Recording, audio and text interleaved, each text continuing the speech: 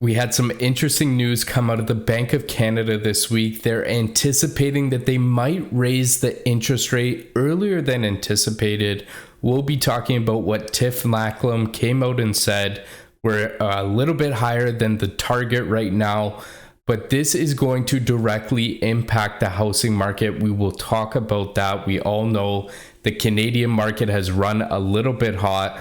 But if this is your first time here, my name's Nick. Welcome to Ways to Wealth. Before we get into the video, huge ask for you. If you learn something new or you get some value out of the video, smash that like button for me. And if you haven't already, consider hitting that subscribe button, turning that notification bell on. I appreciate that. Let's hop into this article that I found on BNN Bloomberg talking about the press conference this week with Tiff Macklem.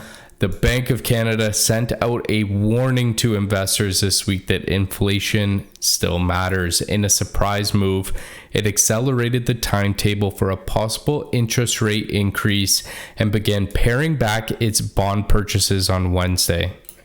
That made Canada the first major economy to signal its intent to reduce emergency levels of monetary stimulus. What does this mean? Very briefly, when the economy when we went into the original lockdowns, we started printing out money to make sure that there was money circulating throughout the economy. We are the first bank, the Bank of Canada, to signal that they're going to stop printing money. They're going to slow down their purchases of bonds. This is actually a pretty big step. This means that the economy is healing. It means that we are starting to get back to normal. It's a term policy.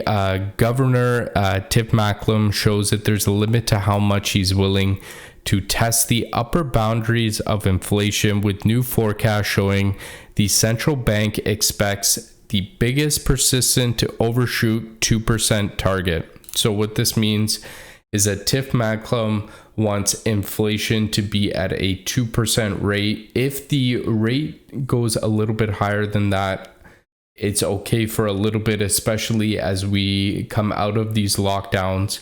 But in terms of overall, if these numbers start getting higher, he will have to raise the interest rate. It was predicted before and discussed a little bit that they were planning to do this in 2023.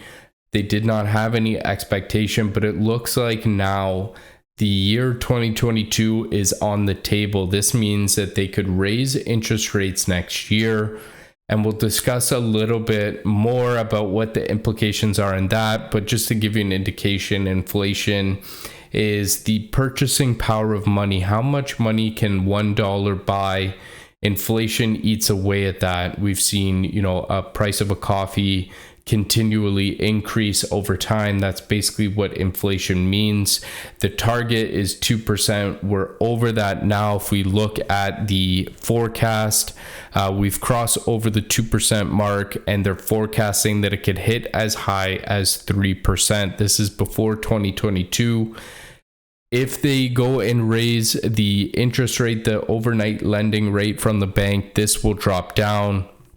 And I know the CPI, the Consumer Price Index, is targeting these numbers that we're seeing right here. But you and I know that these numbers are actually in reality a lot higher. We go to a post here on Twitter, and it just shows some of the different commodities that we use and are used in producing products that we use on a day in, day out basis. We know that inflation is way higher than what the Bank of Canada is saying. We look at lumber, that's up over 265%. I think this is a little outdated. I think lumber is up almost 400%. Crude, gasoline obviously we will be using as the economy start to open up. Heating oil is up, corn is up. Obviously that gets put into a lot, whether it's feed or whether it's consuming it itself. Copper is up. Copper is used in a lot of different products that we use, and especially in all these EVs that are coming. We know the Canadian government wants to eliminate gasoline cars, so the fact that that is up 83% in a year is crazy. Soybeans is up, silver, sugar, cotton, platinum, natural gas.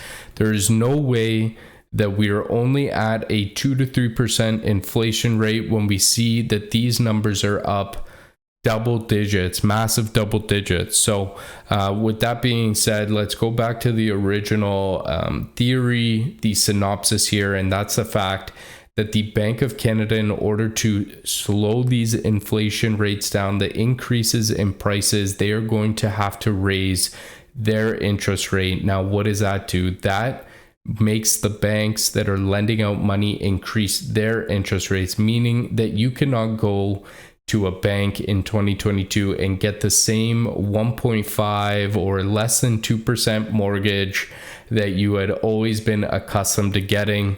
We'll take a look here. This is another article that I found.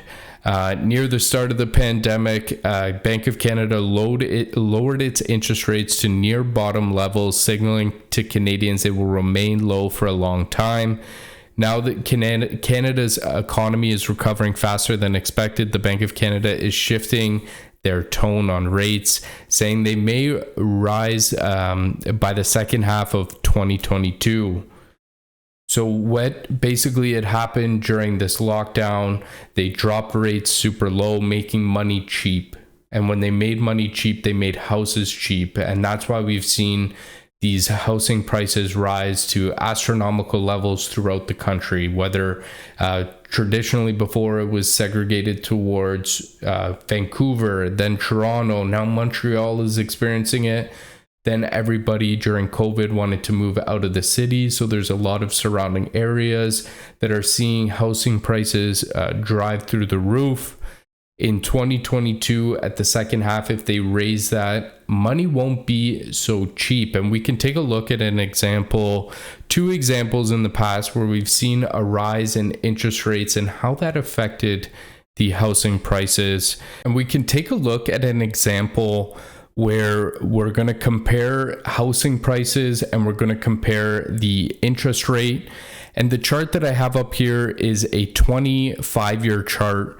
And we can see the direct correlation between the two. So we'll start in 2008, 2009. They had to drop the interest rate because of the financial crisis. We can see that the housing prices absolutely, kind of dipped here. The black line is the interest rate. The blue line is the housing prices. Obviously, Canada and the housing market is one of the preferred investment vehicles, so we can see that straight line is kind of beautiful. We can see that they had to drop the interest rates in order to stimulate the economy all the way to the floor.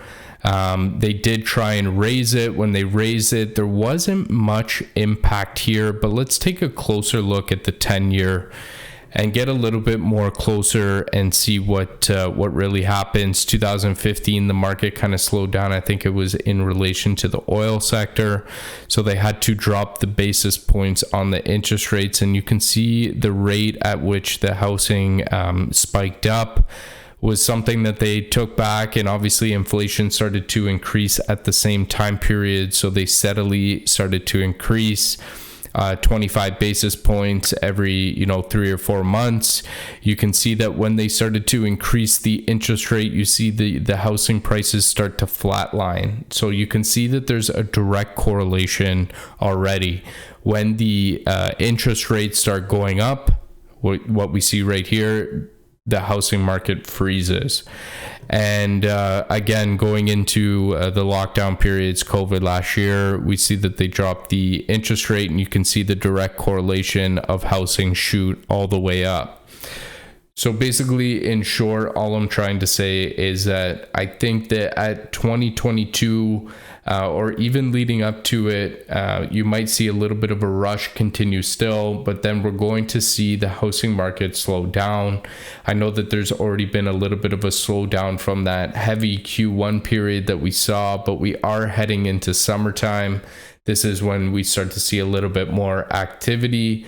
But this is definitely something to put on your radar, and the direct correlation between the interest rates, which is effectively what the mortgage rate is based off of, and housing prices. And you can see that they're inversely correlated, meaning that when housing prices go up, the interest rates are normally low, and when they increase that interest rate, that means that the housing prices normally come back down. So I hope you enjoyed the video. I hope you learned something new. If you have any comments, any questions, leave them down below. Thank you for tuning in. I appreciate your support.